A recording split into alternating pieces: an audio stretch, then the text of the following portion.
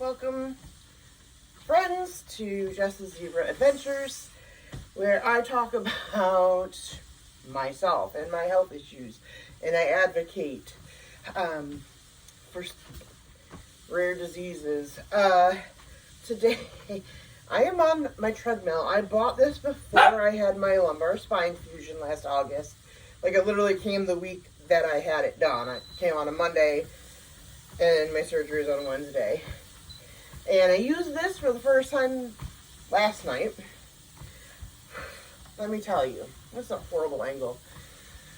Anyways, I was doing physical therapy. I did like 4 months. Dog, you can't do that because you're going to fuck me up. I did 4 months of physical therapy, be it aquatic. I didn't really do any land PT because I had missed some weeks and I had a backslide. So I was back in the pool, but then the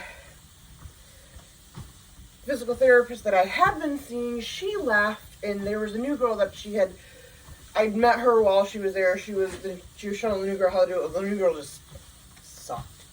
I was like, okay, what am I doing next? I did one appointment where I let her run it. I literally did no physical therapy at all.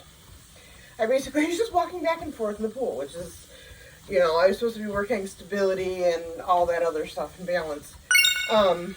Anyways, so I haven't done any more physical therapy with them. We took the dogs for a walk last week for the first time, where I held the leashes. I put a little video up. I think it's on my main page, actually. So it's now Michigan Crime Time as my court and reporting stuff. This is my personal channel. Anyways, I am not walking very fast. Before any of this, I was hit head on by a drunk driver in 2006. In 2007, I was forced to quit working. I would drive the half hour, 45 minutes into work, and I would have to lock myself into an exam room and sleep. I couldn't remember stuff. I would literally be with the patient, and I'd walk out the room and go, what was I just doing? What am I prescribing? What treatments are we doing? Like, literally forgetting everything. I tried I gave it a good honest try for 2 or 3 weeks, and I ended up, my last day was the last day of that March. I left, quit working, and I've tried to do other work. I worked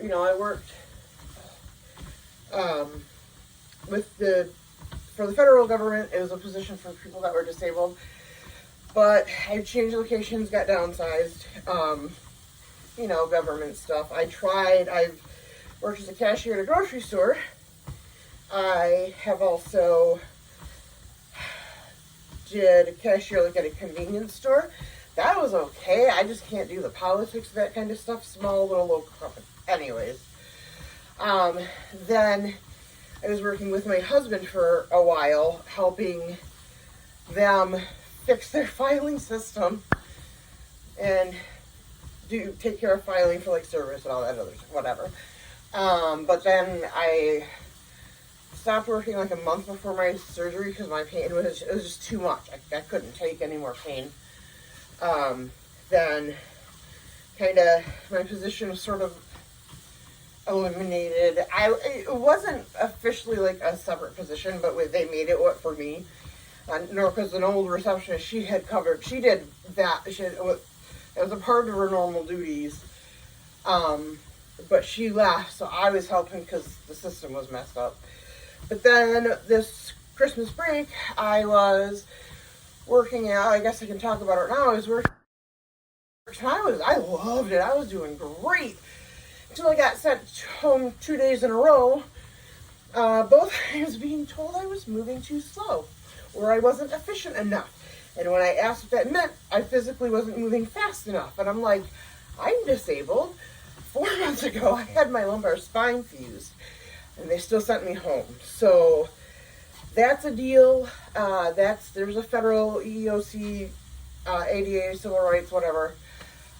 because that was, yeah, that they can't send me home because I'm slow when I'm disabled. And the one day, the store wasn't even open. It was a floor reset. So it wasn't even, I wasn't anywhere. I was up in a corner.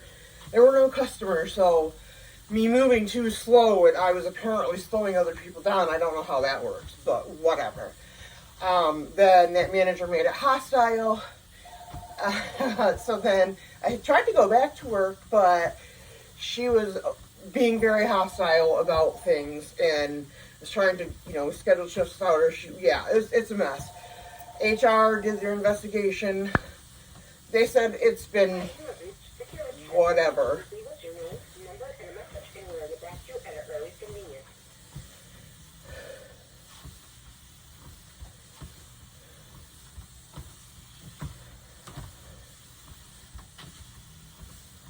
Okay.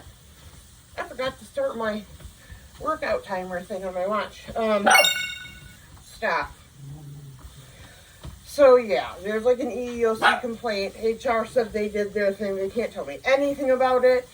I was technically a seasonal employee, so I'm eligible for rehire. I love the store I was at. It's a huge store.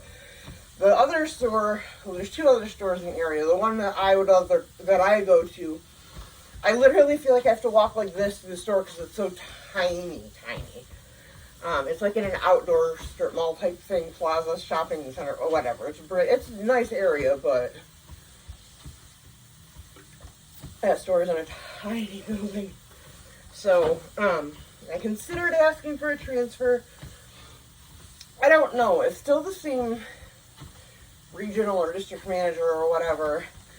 And I don't want to have to worry about not getting hours because the manager is upset with me or whatever, or doesn't want me to teach me. I don't know.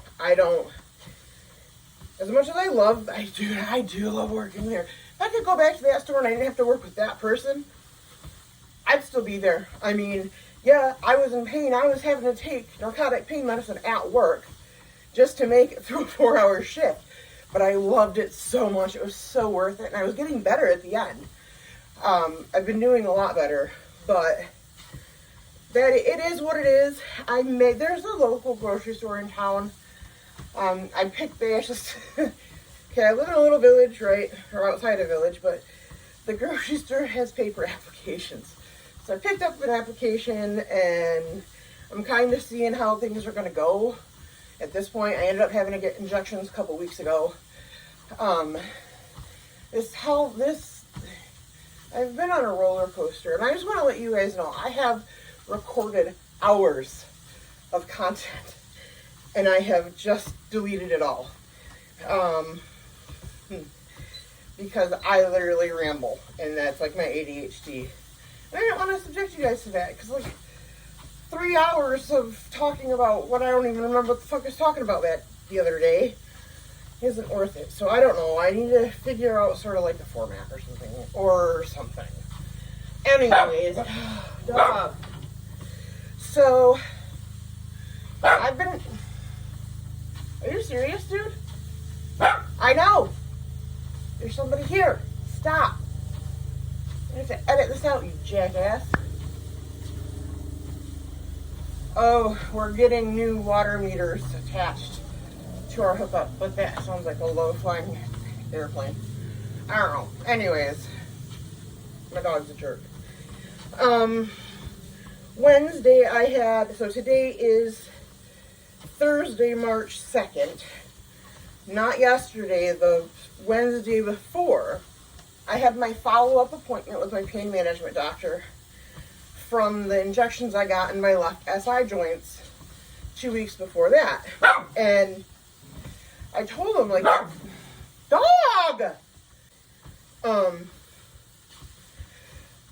Like, I was doing really good, like, the first day, then I was sore for a day or two, then I was doing great. Like, my back was not bothering me at all.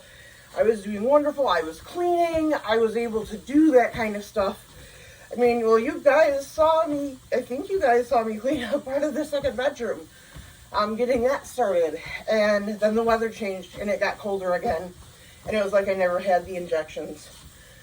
But for a couple years now, we've been trying to get the right combination of medications. So I have a couple of those fun catch-all diagnoses, fibromyalgia being one. We know what autoimmune disorder it is, but have that. But the other one is complex pain syndrome. Not even regional, it's like global. So head to toe complex pain syndrome. We don't know why. I had EMG where they stick the little microphones into your muscles and nerves and listen to it and send little pulses, and it's to check for nerve damage. Well, when I had my last one done, I had it done on my legs, like hips down, before I had my fusion. The neurologist is sticking the thing in, and literally it's, or like, it was like clicking. Like literally it was like click, click, click, click. It should not have made that noise. It was like, he's never heard that before. It was a noise or a pattern it shouldn't have been making. He's never heard of it. It's not the first time. I've had these done before, and it's always similar. They can't figure out what it is. They've called it just a nerve conduction pathway disorder. They thought it was demyelinating, which is like the outer layer of the nerves that is like insulation. But they don't think it is because it's not acting like how it... Hey, Editing Jess here. I realize watching this video back, my gait is very odd looking. So what is going on is the new medication, I'm getting more feeling back in my feet again from the nerve damage. And I'm also in pain with the fusion. And for some reason, I am having trouble with my balance on the treadmill. It is the same way on flatland. It just feels more dramatic on, I guess would be the word, on the treadmill. So I am walking very oddly, sort of an odd gait. But that's just, I have to essentially still relearn how to walk and move in certain ways. So yeah, I'm not waddling. I'm just trying to not fall, basically. Would act if that's what it was. So yeah. Anyway, so yeah. So it's hard sometimes, like thankfully at this point we're starting to get more to the chronic management and not necessarily acute pain management. Although chronic pain management still does involve pain medicine. I will never be off all pain medicine. Hopefully we can reduce it. But, so I was taking Lamictal XR, 300 milligrams, it was every night, for the nerve pain, for the fibro, and all that stuff. And I had taken Neurontin or gabapentin years ago, and it made me gain like almost 50 pounds. And so I was like, I can't have any more weight. Stop taking it. And I dropped like 45 pounds within 35 days or so. So it was the medication. So we've tried other different nerve medicines that are helpful for that stuff.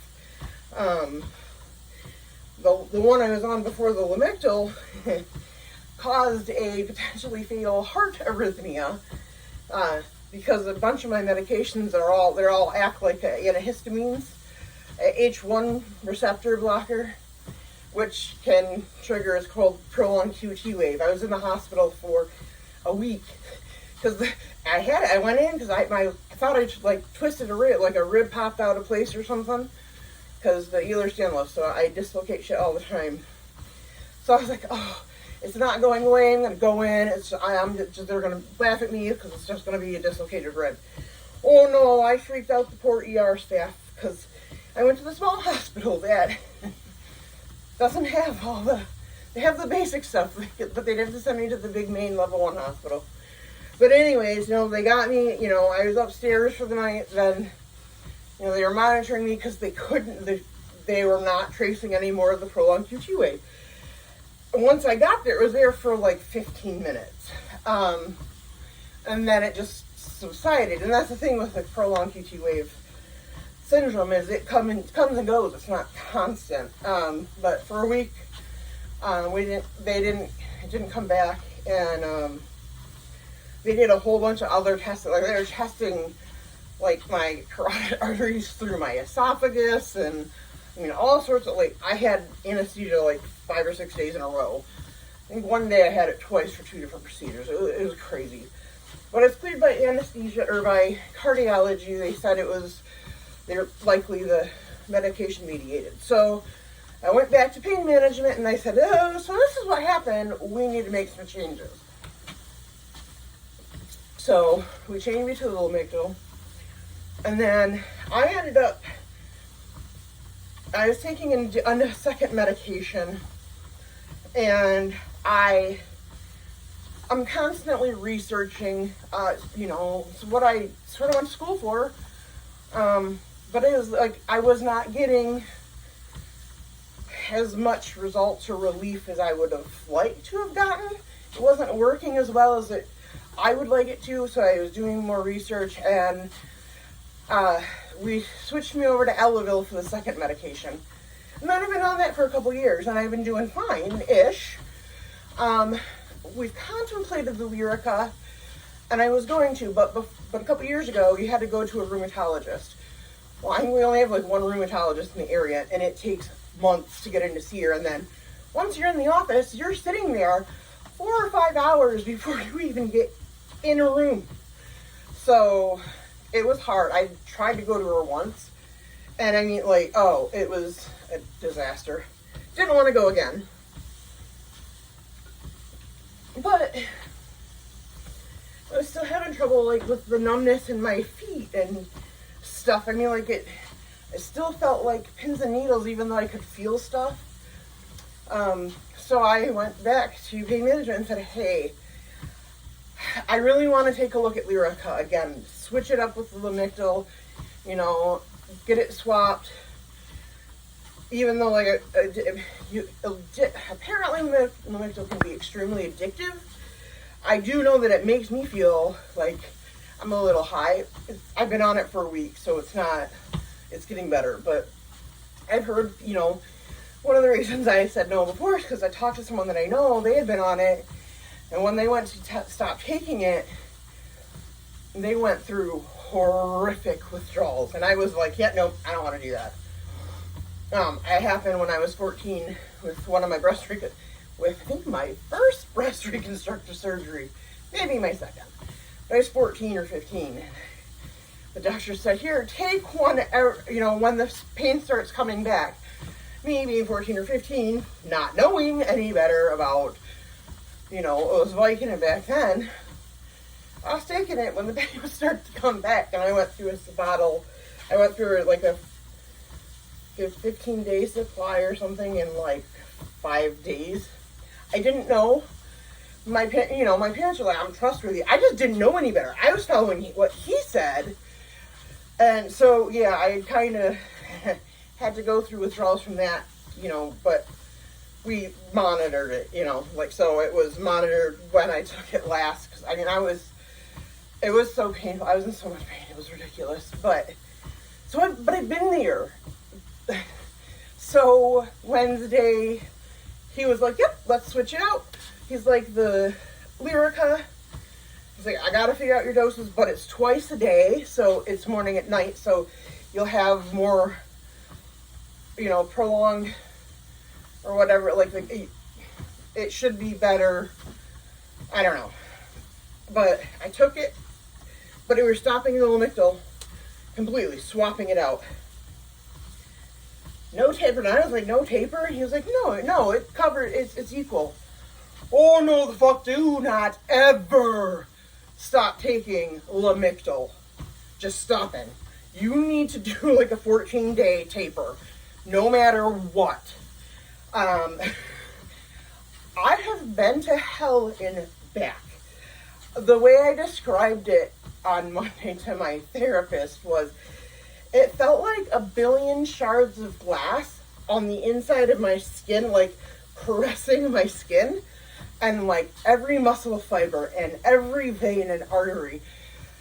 And it was just like, it was too much. As the other way I described it, I said it's my idiot brain in combat with my asshole brain, and then there's nothing else. So, like, I mean, I was reactive, like, whew. And I was like, I couldn't help it. I'm like, what the fuck? And, like I would yell at my husband and not, I mean, I'd realize it, but I wouldn't say I'm sorry, because if you apologize for something and you know it's going to end up happening again, then the apology is no good. So, but we talked about that with a therapist. Like, he didn't understand sort of that was how I was going, what I was going through. You know, just like, so the nails on chalkboard noise, it gives like to you. Yeah, that's what it was like with the running on the inside of my skin times 1,000. I mean, physically uncomfortable. I was constantly like stimming, trying to like get the feeling to lighten up. Yeah, I may have lost a few friends over it, but I was like, okay, he said it's equal, so I trusted him. No, I should have stuck with my gut. And yeah, his reasoning though is valid. Because both taxed the liver and the kidneys, he was worried about, you know, if it would, you know, stress him out too much, because I already have enough health shit going on. So he was kind of worried about how much it would stress that. Well, you see, Lamictal,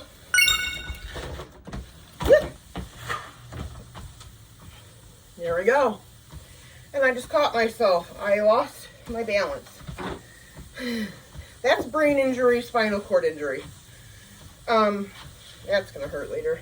Don't you eat my Burt's Bees. You do not eat my Burt's Bees chapstick, dude. Do not. Yeah, that hurt. What was I saying? So he was worried about it taxing my liver and kidneys, whatever. It's been hell. I've literally been rating my days by how stabby I feel. Which is the nice way of saying, how much can I tolerate being around other people without, like, exploding? You know, I call it stabby. Like, how much can I take before I lose my shit, basically? Not that I would actually physically harm anybody, but I'd start yelling. I'd go off. I'd get in someone's face, but I wouldn't swing. Yeah, so I'm doing a lot better today. I've been doing better, but this weekend, this whole last week has been fucking hell. I mean, I actually am seeing a new psychiatrist tomorrow. But they're at the practice. So when I first moved back to the area after I tried to unalive myself, and because I was in Battle Creek and I had an involuntary admission, medication, they had 25 milligrams of Lamictal a day. Not enough, wasn't getting, you know, I was still waiting to see someone and I was still in crisis. And it was PTSD, a severe PTSD thing. And anyways, so I got my parents to come get me, brought me up here, took me to this, I got myself admitted to the psych ward here. I can tell you guys about that another day. But when I finally I felt stable enough to be released. Not when they said, when I said. I stayed longer than they wanted me to. I went to the head, he was like the director or the head psychiatrist for the community mental health here in our area. And he retired, but when he retired, I don't think I was really we were kind of going off the meds. I was afraid to stop them completely, which is kind of funny. But he retired, then he retired. I was still going to therapy, but 2 weeks after I moved in with my husband, like I stopped all medication. No mental health medication whatsoever. I'm like stable completely. And then finally, you know, like I was discharged from therapy because I was doing great. Been doing amazing. Had some bouts of depression.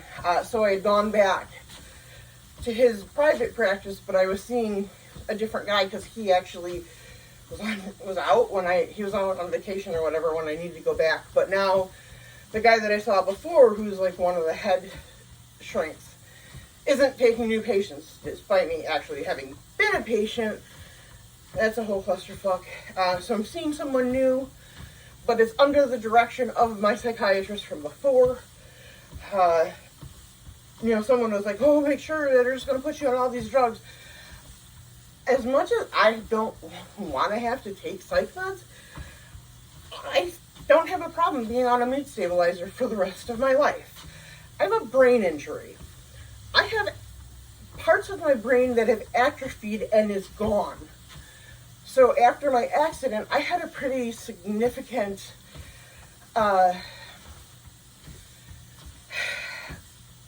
what's it called? Not attitude. Fuck, I forgot the word. See, hey, brain injury. So great. I had a massive personality shift. I kind of became a little bit more, I don't know, I feel more aggressive.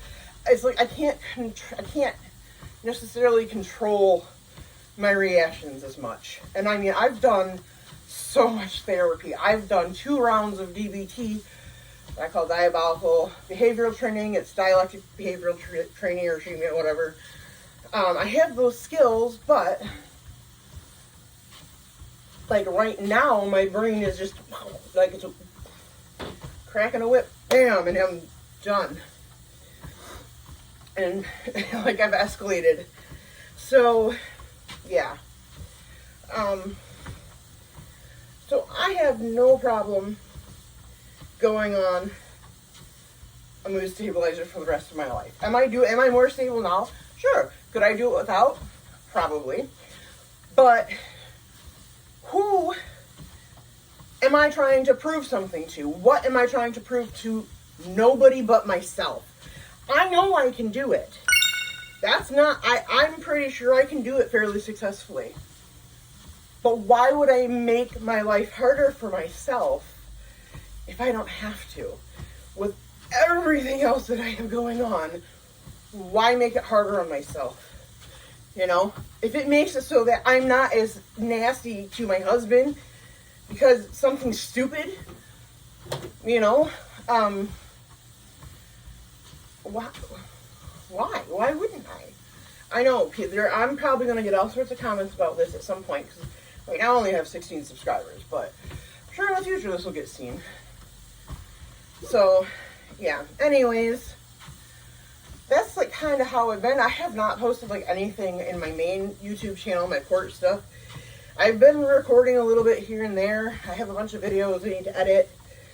Partly the other problem with this medication, which is I just don't care anymore. Like, I'll be like, ooh, yeah, for a second, and then I'm like, I don't care. So it's not organic. It's absolutely from the brain injury. We know that. So, I guess, my PTSD gets activated. It's similar to bipolar mania. That's kind of how it presents. But like this presents as just like a generalized mood disorder or mood dysregulation, whatever.